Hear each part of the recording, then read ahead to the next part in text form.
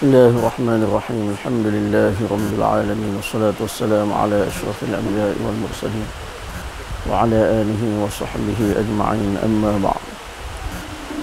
Fa inna asdaqal hadithi kitabullah wa khairal hadi hadi Muhammadin sallallahu alaihi wasallam. Syarrul umuri muhdatsatuha wa kullu muhdatsatin bid'ah wa kullu bid'atin dhalalah. وكل ضلالة في النار. اللهم رب اشرح لي صدري ويسر لي أمري واحلل عقدة من لساني يفقهوا قولي. اللهم رب يسر ولا تعسر. اللهم ذكرنا منه ما نسينا. السلام عليكم ورحمة الله وبركاته.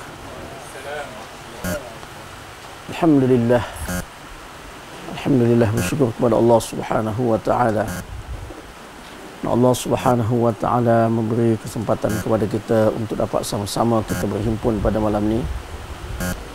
Sama-sama kita hadir ke satu majlis ilmu, majlis yang mulia di sisi Allah Subhanahu wa taala.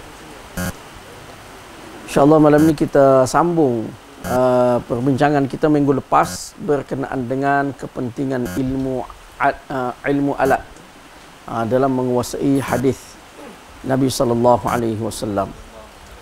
Jadi sebab ni dalam menguasai hadis, lepas tu contoh-contoh yang kita kemukakan di dalam nota ni semuanya contoh-contoh daripada hadis.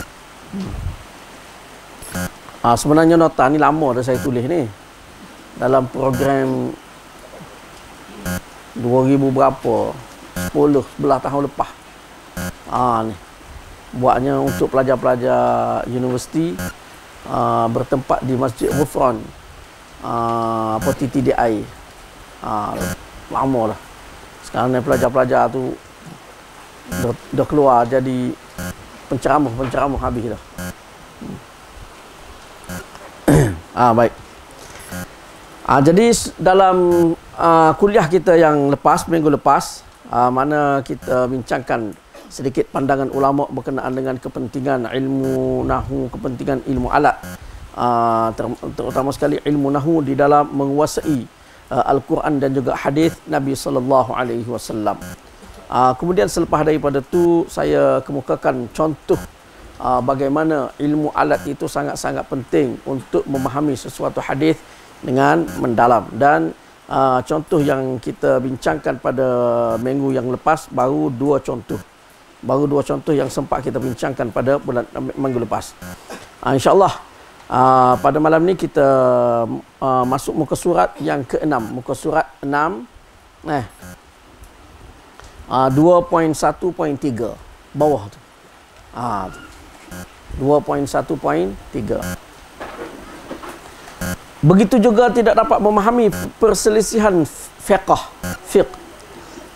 di antara ulama disebabkan kerana tidak memahami tarkib idhafi, satu bentuk sandaran sesuatu isim kepada isim selepasnya, seperti di dalam contoh yang terdapat di dalam hadis-hadis di bawah ini, iaitu tidak dapat menguasai ilmu nahwu, kaedah bahasa Arab, menyebabkan tidak dapat memahami perselisihan fiqh. Mana perselisihan pendapat ulama dalam masalah fiqh. Tu. Tidak dapat memahami dengan mendalam, mana punca ikhtilaf, punca perselisihan pendapat ulama dalam masalah fiqh. Contoh dia seperti yang terdapat di dalam hadis-hadis di bawah ini. Jadi contoh yang pertama, an Abi Tha'labah radhiyallahu anhu anna Rasulullah sallallahu alaihi wasallam naha an akli kulli dhi nabin min as-siba'. Iaitu Rasulullah sallallahu alaihi wasallam melarang daripada memakan akan setiap yang bertaring atau daripada apa yang dimakan oleh setiap yang bertaring. Dua makna di situ saya terjemahkan dengan dua makna sebab dia boleh memberikan dua makna. Tu baik. Kemudian di dalam riwayat yang lain pula, iaitu juga daripada Abi Tha'labah Al-Khushani anna Rasulullah sallallahu alaihi wasallam qala aklu kulli dhi nabin min as-siba'i haramun. Iaitu memakan setiap yang bertaring atau suatu yang dimakan oleh setiap yang bertaring adalah haram. Di dalam dua hadis di atas terdapat tarkib idhafi. Tarkib idhafi ni mana jumlah idhafat. Jumlah idhafat ni mana sandaran satu kalimah kepada satu kalimah yang lain, kepada kalimah selepasnya. Tu. Jadi tarkib idhafi ni banyaklah. Sandarkan dengan makna kepunyaan, li dengan makna kepunyaan, dengan makna asal daripada, juga begitu juga. Seperti kita kata kain kapas, mana kain daripada kapas. Tu kereta Ahmad, tu mana kereta milik Ahmad. Jadi bentuk-bentuk jumlah begitu orang panggil jumlah idhafat. Tarkib idhafi, mana jumlah sandaran, Jadi di dalam hadis ini Nabi SAW guna jumlah sandaran. Iaitu apa dia? Tu kita tengok. Di dalam dua hadis di atas terdapat tarkib idhafi, iaitu penyandaran perkataan aklu, makan. Iaitu masdar. Masdar ni maknanya kata terbitan. Kata terbitan bagi sesuatu kalimah perbuatan. Tu. Masdar dengan makna makan. Mana makan lah. Mana aklu tu makna dia makan. Makan tu disandarkan kepada dzinabin, iaitu isim 5. Isim 5 ni sejenis kalimah di dalam bahasa Arab yang bermula daripada zu. Zu dia berubah jadi zi, dia berubah jadi za. Mengikut kedudukan dia di dalam struktur ayat tu. Di dalam struktur ayat. Jadi kalimah hak jenis bermula dengan zu tu orang panggil isim 5. Termasuklah nama seseorang, nama orang. Zulkifli. Zulkifli tu isim 5 tu. Tu baik. Jadi dzinabin ni isim 5. Yang bermakna yang mempunyai taring. Yang mempunyai taring. Idhafat yang terdapat di dalam hadis tersebut mempunyai makna berbeza bila mana berbeza cara idhafat atau penyandaran tersebut. Tu.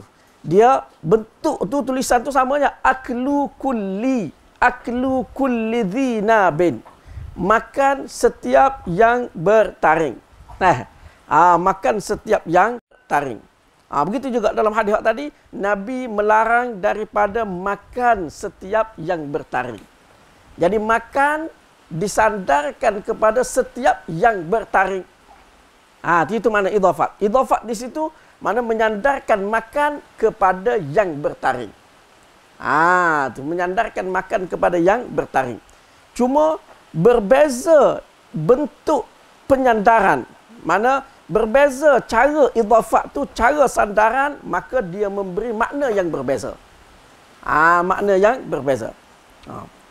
Makna pertama, kalaulah idhafat aklu kepada dzinabin dengan makna idhafat masdar kepada maf'ul dengan takdir naha an yakula dzinabin, iaitu melarang daripada memakan suatu yang bertaring, maka ia akan memberi makna larangan Nabi SAW adalah kepada umatnya memakan binatang yang bertaring.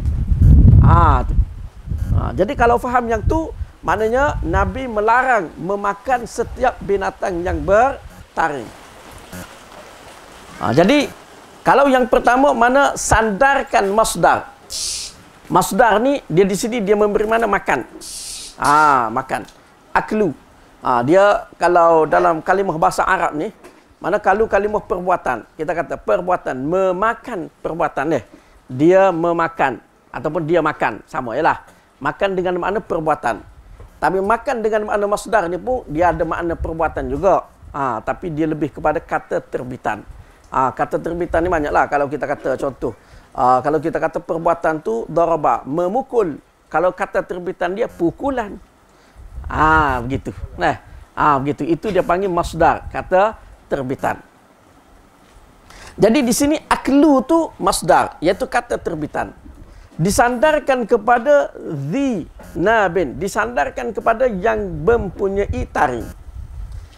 Kalau makna yang pertama, iaitu dengan makna menyandarkan masdar tu, aklu tu kepada maf'ul, iaitu kepada yang kena buat. Maf'ul ni suatu yang kena buat. Saya makan nasi. Nasi tu orang panggil maf'ul. Maf'ul ni benda kena buat. Benda kena buat. Tu. Jadi, kalaulah di situ dengan makna menyandarkan masdar kepada maf'ul, dengan makna aklu tu makan, disandarkan kepada dhinabin. Dhinabin tu yang kena makan. Mana yang bertaring tu yang kena makan. Nampak? Yang kena makan. Kalau begitu, maknanya dengan makna Nabi larang daripada makan suatu yang bertaring. Iaitu Nabi larang daripada makan harimau. Nabi larang daripada makan singa dan seumpamanya. Mana-mana yang ada taring lah. Yang ada taring.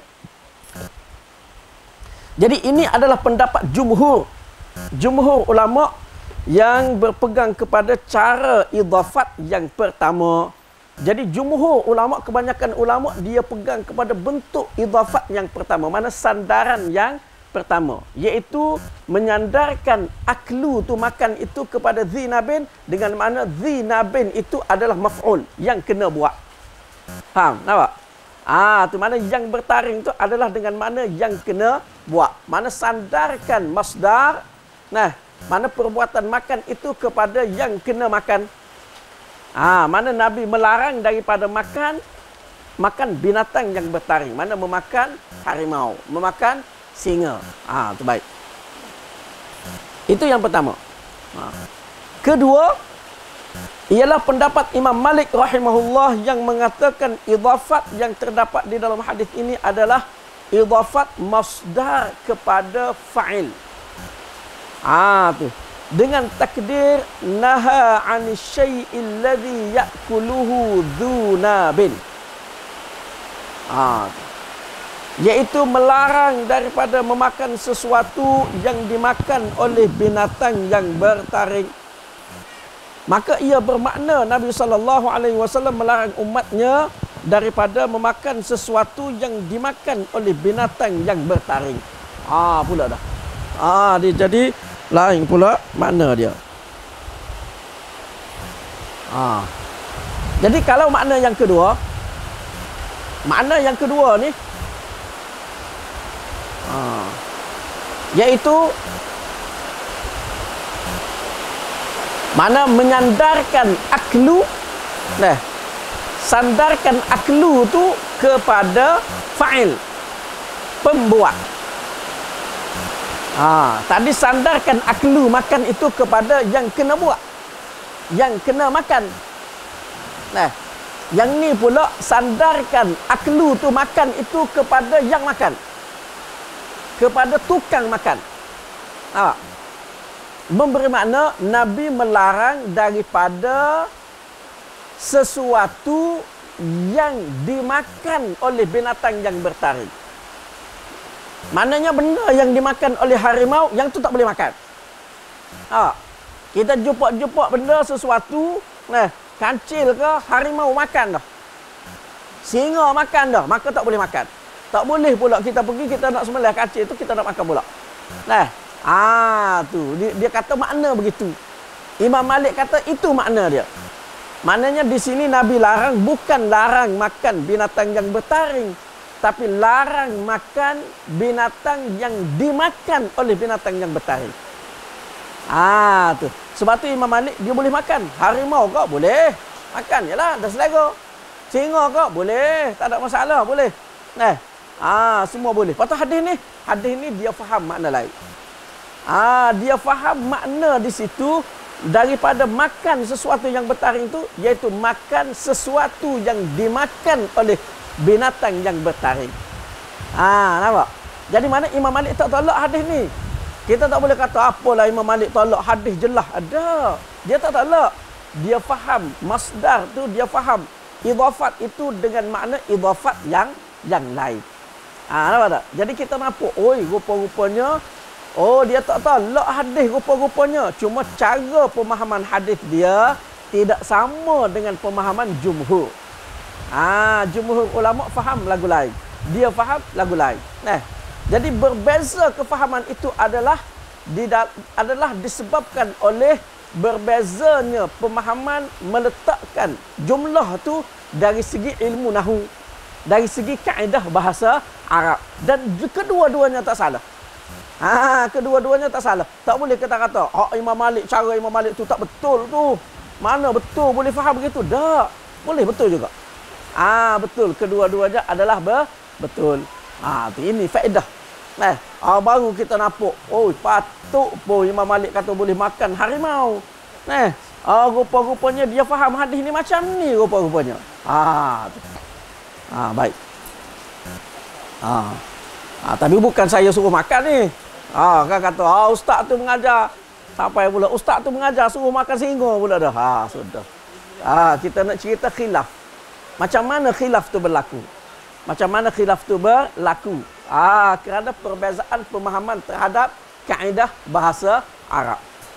Tu unik lah. Halus sangat. Halus sangat. Baik. Pendapat ini sebenarnya lebih hampir kepada makna yang terdapat di dalam Al-Quran, yaitu firman Allah Ta'ala yang berbunyi, Hurrimat alaikumul maitatu waddamu wa lahmul khinziri wa ma uhilla li ghairillahi bih wal munkhaniqatu wal mawqudatu wal mutaraddiyatu wan natihah wa ma akala as-sab'u illa ma dhakkaitum. Diharamkan kepada kamu memakan bangkai binatang yang tidak disembelih, dan darah yang keluar mengalir, dan daging babi, termasuk semuanya, dan binatang-binatang yang disembelih kerana lain dari Allah, dan yang mati tercekik, dan yang mati dipukul, dan yang mati jatuh dari tempat yang tinggi, dan yang mati ditanduk, dan yang mati dimakan binatang buas. Jadi kalau kita tengok dalam ayat ni, Allah Ta'ala kata yang diharamkan, salah satunya hak akhir sekali itu, yang diharamkan ialah yang dimakan oleh binatang buas. Illa ma dhakkaitum, kecuali yang kamu sembelih. Terjemahan dia, sambungan terjemahan dia tak termasuk pula. Silap. Mana ada lagi? Mana illa ma dhakkaitum, maknanya kecuali yang kamu sembelih. Kalau sempat sembelih, tak apa. Kalau tak sempat sembelih, tak boleh. Yang dimakan oleh binatang buas. Baik. Di dalam ayat ini Allah Ta'ala menerangkan bahawa di antara yang diharamkan memakannya adalah binatang yang dimakan oleh binatang buas yang tidak diajar memburu serta tidak sempat disembelih. Kecuali kalau binatang tu al-kalbul muallam, itu lain. Anjing yang diajar memburu itu lain. Ataupun binatang tu kita ajar dia memburu. Lepas tu kita lepas tu dengan bismillah Allahu akbar. Lepas tu dia gigit mati. Itu jadi. Kira dia sembelih dah. Kira sembelih.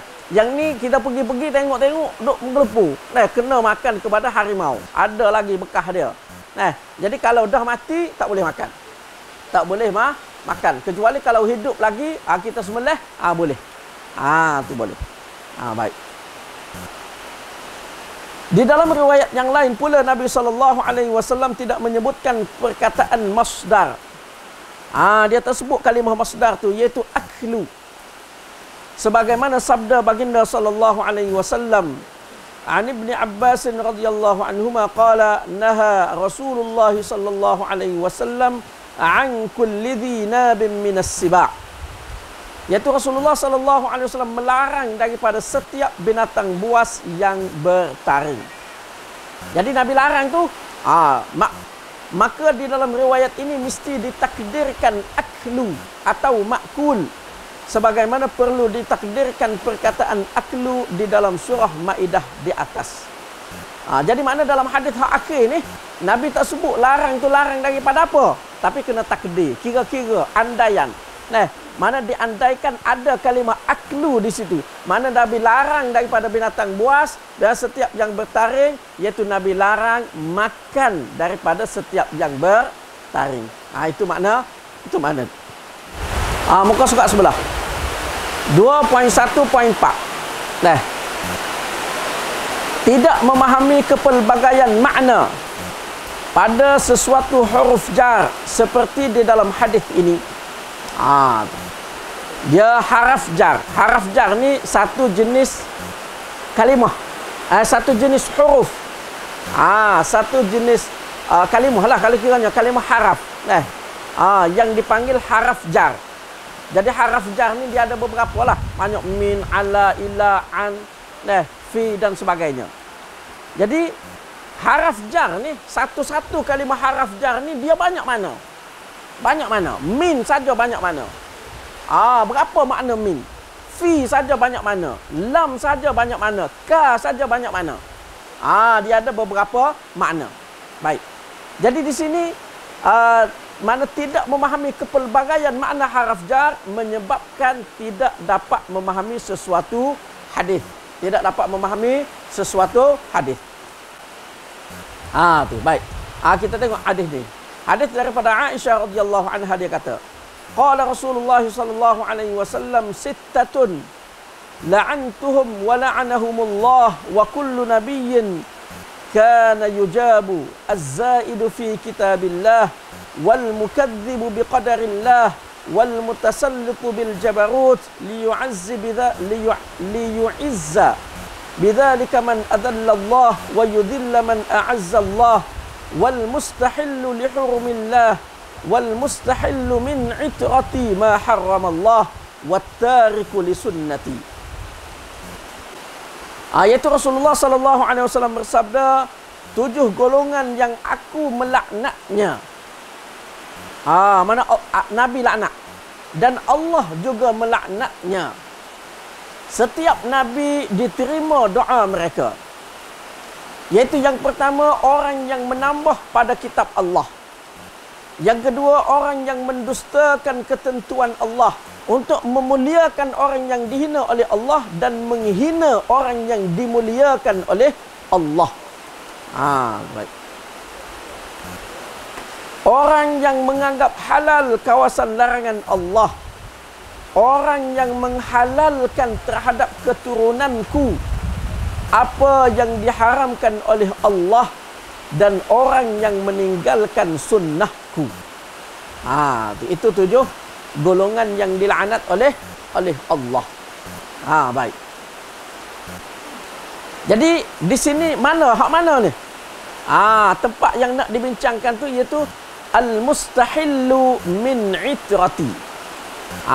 Tu yang ke-6 tu. Wal mustahillu min itrati. Tengok. Wal mustahillu min itrati. Kita tengok. Baik. Min iaitu huruf jar yang terdapat pada wal mustahillu min itrati. Memberikan 2 makna kepada hadis. Wal mustahillu min itrati. Min tu memberikan 2 makna. Min itu memberikan 2 makna. Baik. Pertama, jika min tersebut adalah min ibtidaiyah, dengan makna itrati itu adalah suatu yang lain dari al-mustahillu. Dan kedua, min tersebut adalah min bayaniyah, dengan makna min tersebut menerangkan bahawa orang yang menganggap halal itu adalah dari keturunanku, iaitu min tersebut adalah daripada mustahillu. Ayat sekali. Dia kata wal mustahillu min itrati ma harramallah. Yang mengharamkan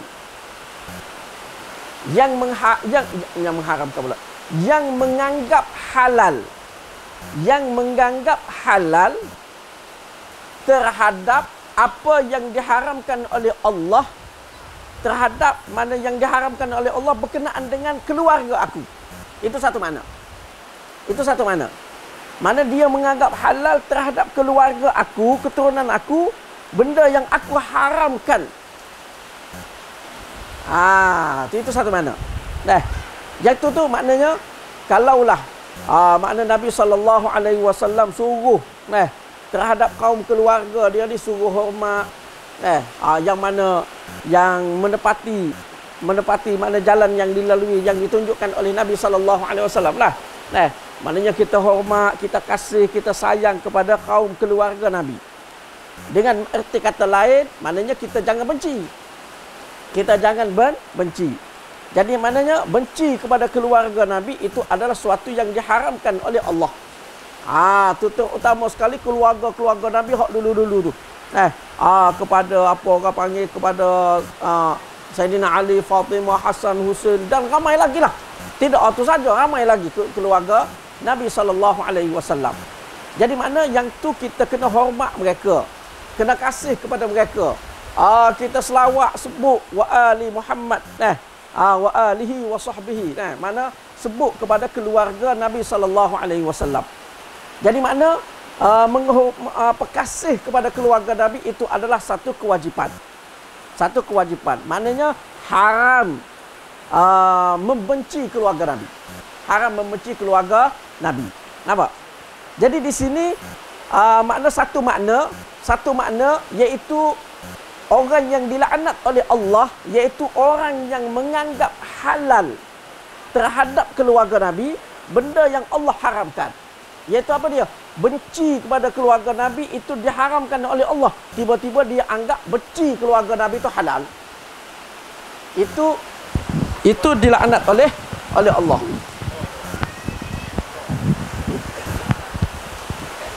Angkat lagi. Makan ni. Jadi itu dilaknat oleh Allah. Nampak tak? Jadi itu makna pertama. Jadi makna pertama ni dengan menganggap min itu adalah min ibtidaiyah. Nampak? Nama dia min ibtidaiyah. Jadi kalau min ibtidaiyah ni, maka min dengan kalimah sebelumnya tidak ada kena-mengena. Tu mana al-mustahillu dengan min tak ada kena-mengena. Mana dua kalimah yang berasingan, tak ada kena-mengena. Tidak ada kena-mengena. Jadi kalau dengan makna min ini, maka al-mustahillu itu, orang yang menganggap halal itu merangkumi keluarga Nabi, merangkumi juga orang lain, termasuklah kita, bukan keluarga Nabi. Apa tak?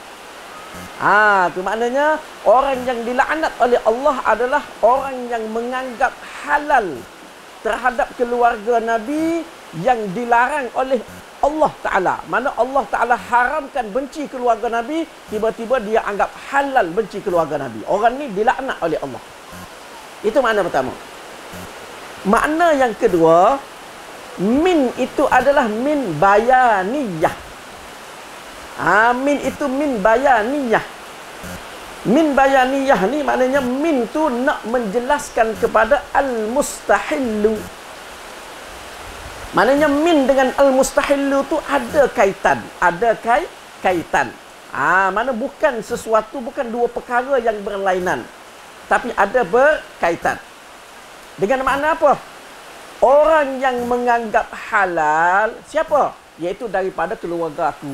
Maknanya keluarga aku yang menganggap halal apa yang Allah haramkan.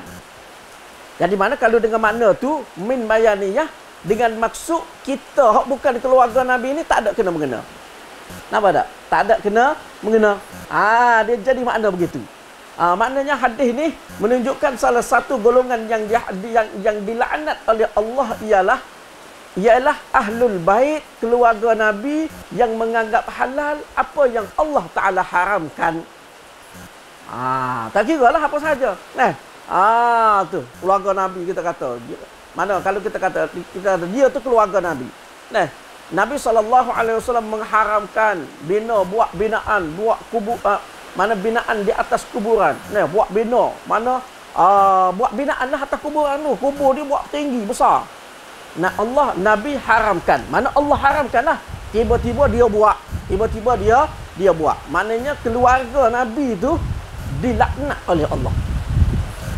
Nampak tak? Dilaknat oleh Allah. Tu mana dua makna yang berbeza. Berbeza tu kenapa? Kerana berbeza memahami makna min.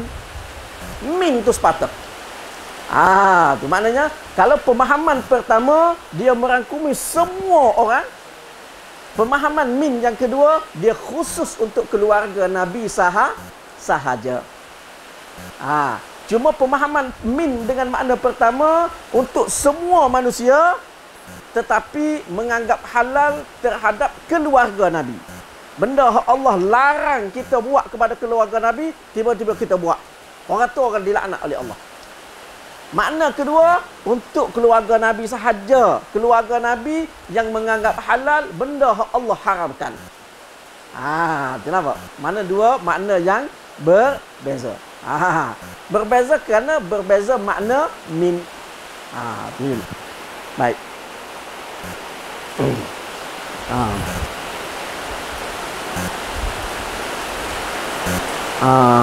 Apa lagi? Begitu juga untuk memahami makna illah, sebab yang terdapat pada huruf ataf dengan fa. Seterusnya memahami bagaimana ulama mengeluarkan kesimpulan hukum dari huruf tersebut sebagaimana yang terdapat di dalam hadis berikut. Yaitu hadis daripada Abu Hurairah radhiyallahu anhu, anna Rasulullah sallallahu alaihi wasallam qala, la yajzi waladun walidahu illa an yajidahu mamlukan fayashtariyahu fayu'tiqahu.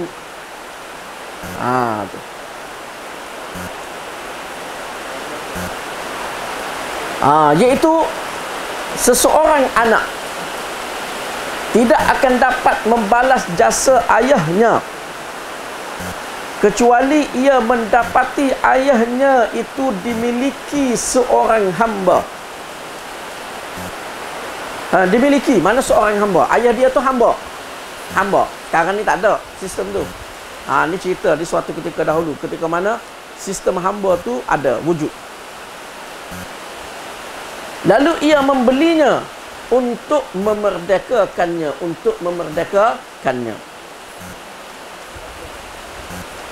Di dalam hadis ini digunakan haraf ataf. Ini satu pula haraf ataf. Haraf ataf ni maknanya haraf penyambung. Penyambung. Tu mana dia sambung. Sambung tu dengan waw ke, dengan fa ke, dengan thumma ke. Mana sambung tu sambung dengan dan. Kalau kita bahasa Melayu kak, dan, maka, atau. Itu orang panggil haraf ataf. Haraf penyambung. Jadi sini haraf penyambungnya adalah fa. Fa tu makna dia maka. Maka. Baik. Jadi di dalam hadis ini digunakan haraf ataf dengan fa sababiyah. Pada fayu'tiqahu. Fayu'tiqahu. Hak akhir sekali tu. Fayu'tiqahu tu fa tu. Fa itu satu kalimah, haraf ataf. Yu'tiqa itu satu kalimah, fi'il mudhari'. Hu itu satu kalimah, ganti nama. Tu mana tiga kalimah ada situ. Tiga kalimah ada di situ. Baik. Jadi haraf ataf di sini iaitu fa sababiyah pada kalimah fayu'tiqahu tu. Lalu ia memberikan makna illah. Illah ni makna sebab. Memberikan makna sebab. Iaitu memerdekakan ayahnya adalah merupakan sebab kepada membeli. Tu. Sebab apa beli? Sebab nak merdekakan. Sebab nak merdekakan. Tu baik. Penggunaan ataf seperti ini adalah termasuk di dalam ataf hukum kepada illat. Menghatafkan hukum kepada sebab. Hukum tu hukum membeli, hukum beli. Makna atafkan hukum membeli kepada sebab membeli. Beli ayah dia. Ayah dia ni hamba. Dia jual di pasar. Keteng jual ayah dia. Dia tengok, Allah, ayah aku kena jual rupanya. Dia dah merdeka dah. Dia tengok ayah dia kena jual. Tu. Jadi dia beli ayah dia. Beli itu sebab merdekakan. Jadi beli itu perbuatan membeli, hukum beli. Hukum di situ iaitu hukum membeli. Hukum membeli diatafkan, disandarkan, dihubungkan kepada sebab beli. Apa sebab beli? Merdekakan. Apa tak? Merdekakan. Baik. Daripada hadis ini setengah ulama menjadikan pembelian kaum keluarga adalah merupakan sebab kepada memerdekakannya. Jadi di sini menunjukkan menunjukkan apa? Menunjukkan boleh beli kaum keluarga kita. Kalau kita tengok ayah kita kena jual. Dia kena jual di pasar. Tu. Dia banyaklah sebab tu kalau kita tengok dalam apa orang panggil ataupun mak kita ke, di dalam hukum berkenaan dengan hamba tu, dia berkaitan dengan ummul walad ataupun ayah kita tu dia orang kafir, perang, ditawan, lepas tu dijual. Harta rampasan dapat kepada seseorang, dia jual. Tu anak Islam dah, tengok-tengok ayah dia kena jual. Contoh kita kata. Jadi daripada hadis ni menunjukkan apa hukum beli ayah tadi. Boleh ke tak kita nak beli ayah kita? Boleh atau tidak? Tu tengok ayah kena jual, boleh ke tak nak beli? Nak beli berapa dirham? Pergi tanya, berapa dirham ayah saya ni? 10 dirham. Nak beli. Boleh atau tidak beli ayah? Boleh. Boleh tu sebab apa? Untuk merdekakan dia. Nampak? Jadi sebahagian ulama mengatakan boleh beli keluarga seperti beli ayah bila niat nak merdekakan ayah. Kalau beli tidak niat nak merdekakan, tak boleh beli. Maksudnya nak beli ayah nak beli buat apa? Beli nak suruh buat kerja lah. Jadi hamba kita pula.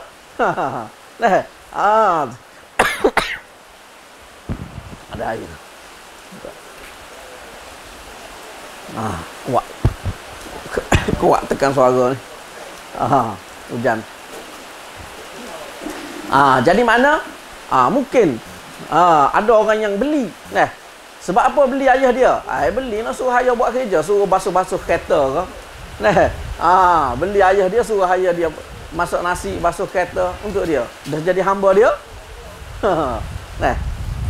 Baik. Itu satu sebab. Ada juga satu lagi sebab, beli itu untuk merdekakan. Jadi di sini ulama khilaf. Sebahagian ulama mengatakan tak boleh beli kecuali dengan niat nak merdekakan. Daripada mana? Daripada hadis ini. Hadis ini dengan makna apa? Dengan makna di sini ataf hukum kepada illat. Tu hukum tu hukum apa? Hukum beli. Hukum beli itu diatafkan kepada sebab beli. Sebab belinya untuk merdekakan. Baru boleh beli. Tu kalau tidak niat untuk merdekakan, maka tak boleh beli. Itu satu pendapat ulama. Pendapat tu bersandarkan kepada memahami fa tu. Fa yang terdapat pada fayu'tiqahu. Tu. Tapi sebahagian ulama yang lain dia kata tak ada. Fa tu bukan fa'ilat. Di sini bukan hukum ataf, bukan ataf hukum kepada illat. Jadi di sini berlaku perbezaan khilaf tu kerana memahami makna illah yang terdapat pada huruf ataf, huruf fa. Huruf fa tu sebiji ya. Jadi khilaf hukum fiqh.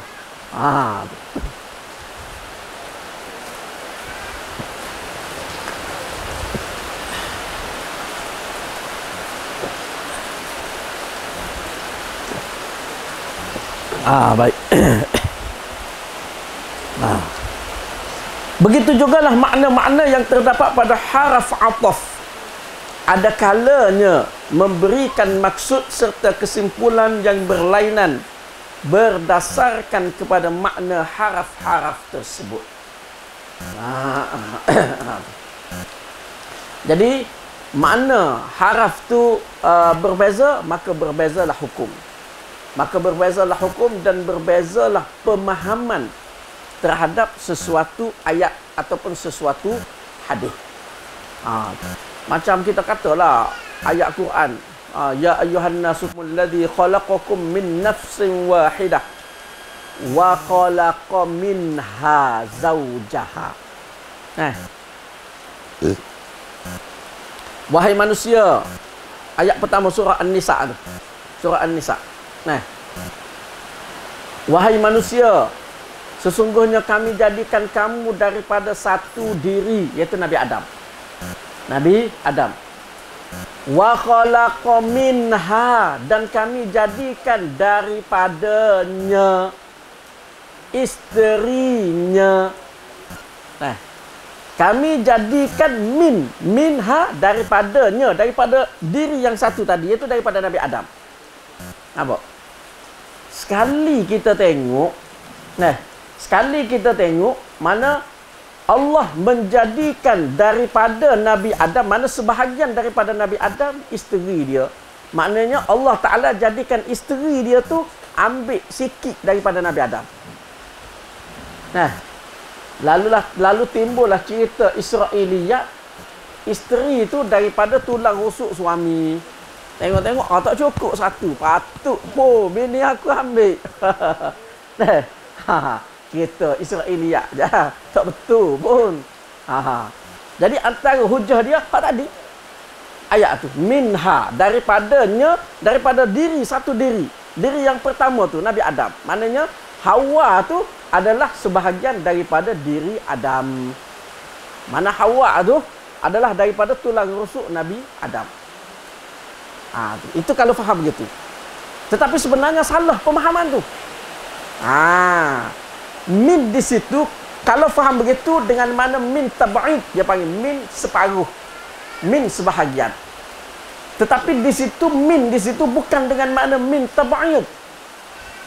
Bukan min dengan makna sebahagian, tetapi min di situ min dengan makna ibtidaiyah, bermula, permulaan. Maknanya kami jadikan, mana inna khalaqnakum, kami jadikan mana satu diri, mana Allah Ta'ala jadikan satu diri Nabi Adam, kemudian bermula daripada Nabi Adam kami jadikan isterinya. Jadi maknanya sebab apa ada Hawa tu? Sebab ada Adam. Kalau tak ada Adam, tak ada lah Hawa. Itu makna dia. Itu orang panggil min ibtidaiyah. Jadi beza pemahaman terhadap min tu, maka berbezalah pemahaman terhadap ayat tersebut. Itu penting. Yang tu penting. Maknanya kita nak faham betul-betul. Bila kita nak apa orang panggil dialog ke, nak bincang ke, nak bahas ke, mana kaedah nahwu tu sangat-sangat penting. Tu. Baik.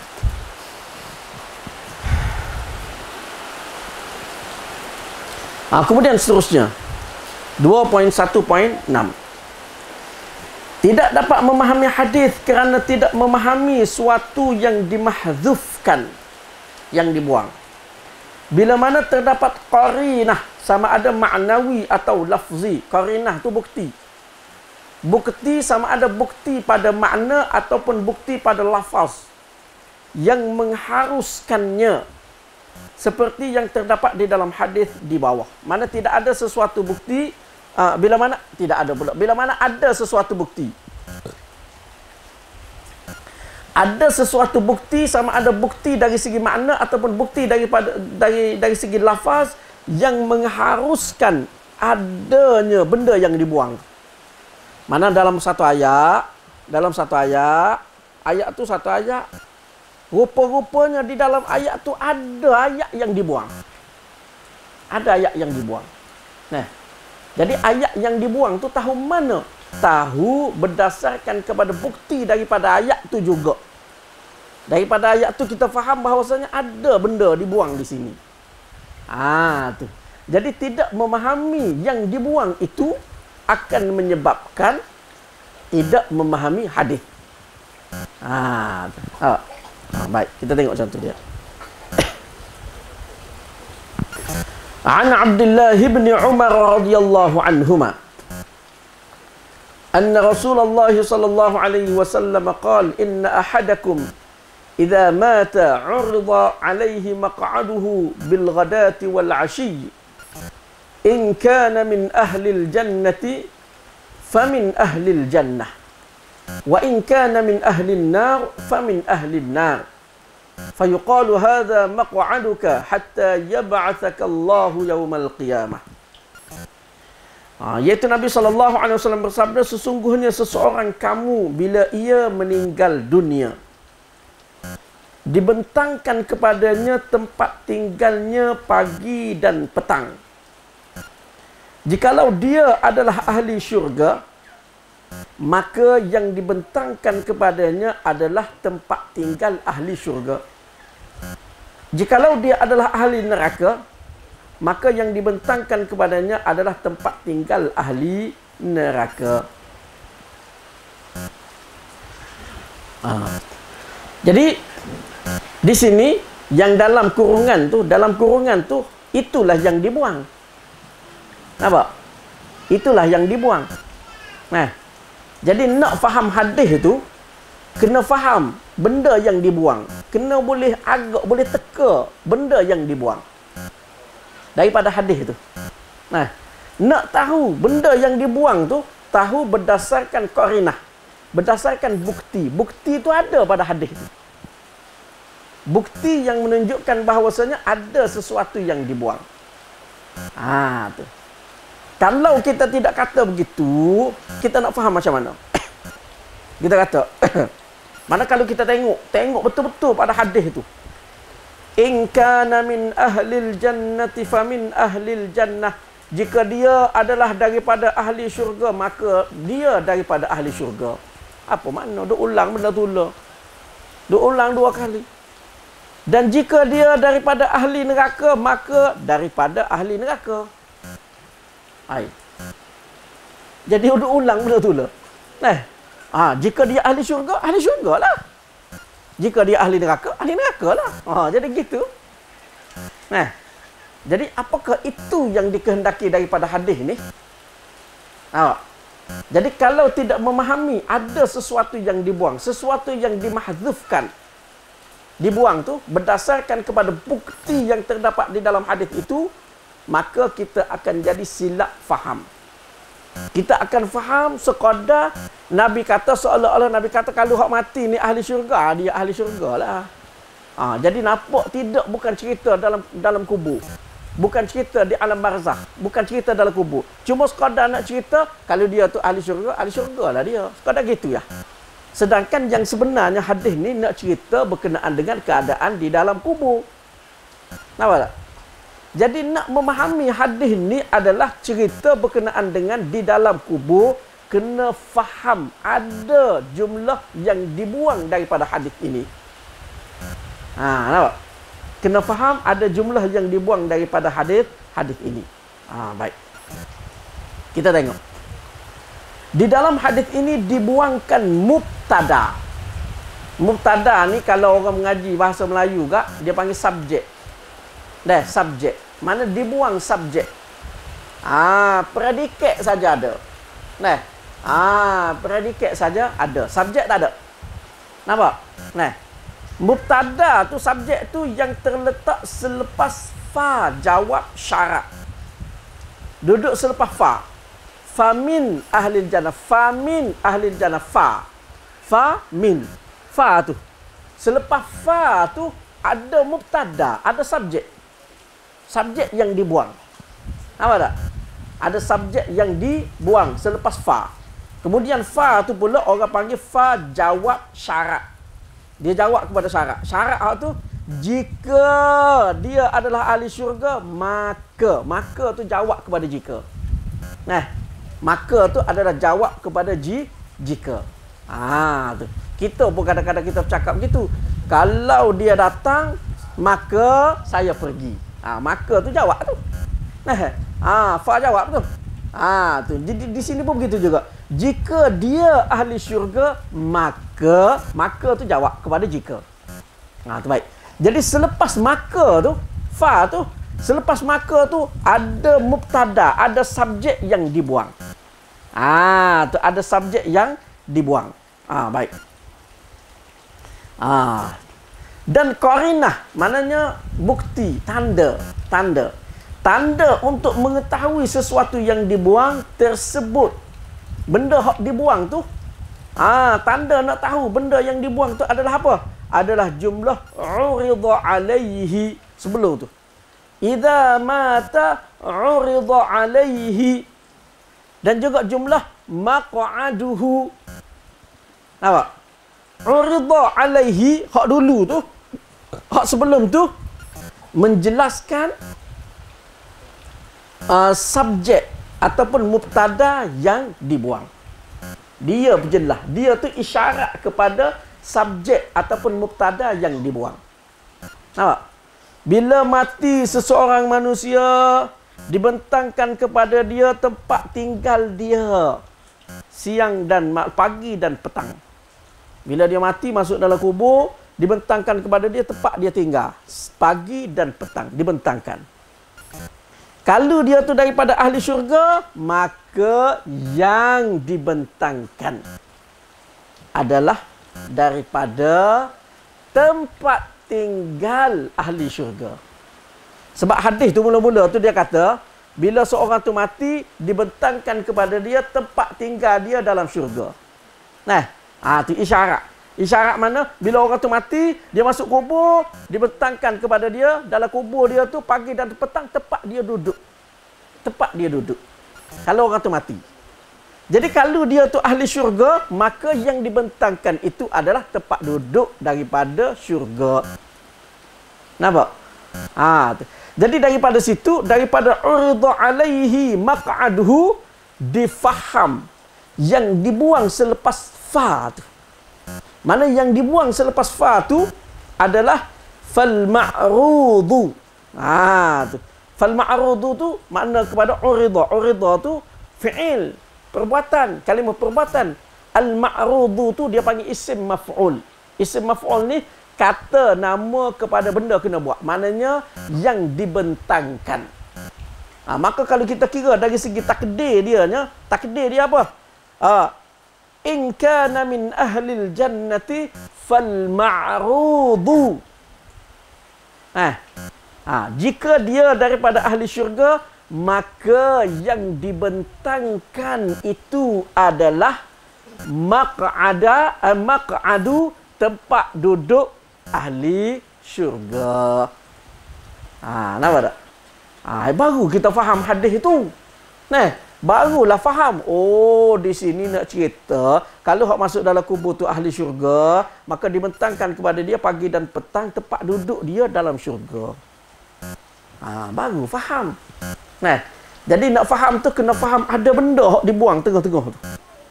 Nak tahu ada benda kena buang tu, diisyaratkan kepada sebelum tu.